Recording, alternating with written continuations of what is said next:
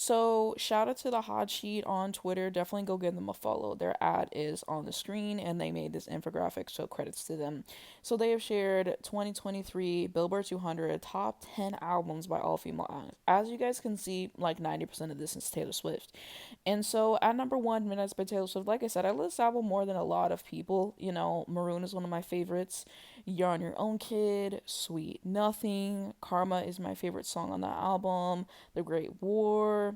It's different. It's one of her best songs, even though it didn't make the standard version of the album. But yeah, I love Midnight's. And number two, SOS by SZA. Yeah, this is very well deserved. For something that came out at the tail end of last year, for it to have such dominance this year, all the weeks that it raked in. And number one on the Billboard 200 is nothing short of impressive. And for her to have multiple hits off of this album with Snooze and Kill Bill, for example, I really love. I hope that we get more music videos out of this album and that she stretches it a little bit. Because, I just want to see more from her. But the tour was amazing. I did a review of that on my second channel, and a Stage of 25 vlogs, so you can definitely go check that out. Number three, Lover, Taylor Swift, great album. Favorites, Cruel Summer, Miss Americana, and The Heartbreak Prince, and Lover. Number four, Speak Now, Taylor Swift, the Taylor's version though. I did a review of this on my channel, Stage of 25. I have a lot of thoughts on this basically, but I really like the new version of Story Bus. That's like definitely one of my favorites. Also, Speak Now. Number five, Folklore, my favorite album of 2020.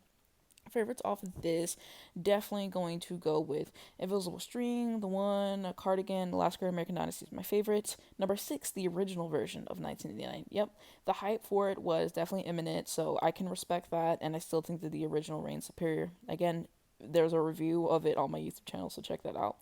My favorites, I Know Places, Wildest Dreams, Style Blank Space. Red Taylor's version clocking in at number seven. Begin Again is my favorite song. I also love Starlight, Treacherous, Holy Ground, The Lucky One, and also State of Grace is one of her best openers. I haven't heard this next album, unfortunately, so I can't really give anything on that. And then next up, Reputation. You guys know how I feel about Reputation. Dancing with Her Hands Tied is one of my favorite songs of the album. I'll give her that. I like Delicate. And at number 10, Renaissance Beyonce. The fact that Beyonce basically paid Renaissance dust, and the fact that it still made the top 10, that's history. That's legend things. Like, most people can't relate. Most people can't relate. I'm really glad that she released the Renaissance film and that, she promoted it in that respect and that we got something that kind of documents how amazing that this album was. But yeah, this was my album of the year last year, and for it to be making the top 10, yeah, very impressive. But what do you guys think of all of these albums here? What do you think about Taylor's dominance on the Billboard 200? I definitely think with streaming, that makes it a lot easier to get to this point, obviously. And so there's that. I think that she's close to breaking a record that Prince had. I think most albums in like the top 10 or something like that. I don't know if she has already, but I think that she's close to that feat if she hasn't already accomplished it. But yeah, she has a dedicated fan base. She's played the industry smart. I mean, yeah, to have the top 10 basically on lock for the most part, besides like a couple of spots, yeah, that's a very impressive feat. So I think you got to give a lot of it to marketing and also building a great fan base. And I think that she just makes great, relatable music. But, that's kind of my, thoughts on it. But I'm really happy to see, some Beyonce in here and the other album. Like I said, I don't know it, but, maybe I should give it a listen. Let me know.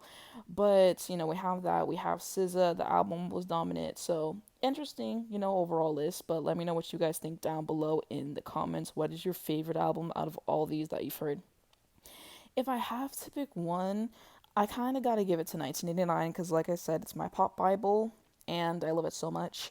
So I probably have to give it to that one. If I have to make like a quick top three, this is hard.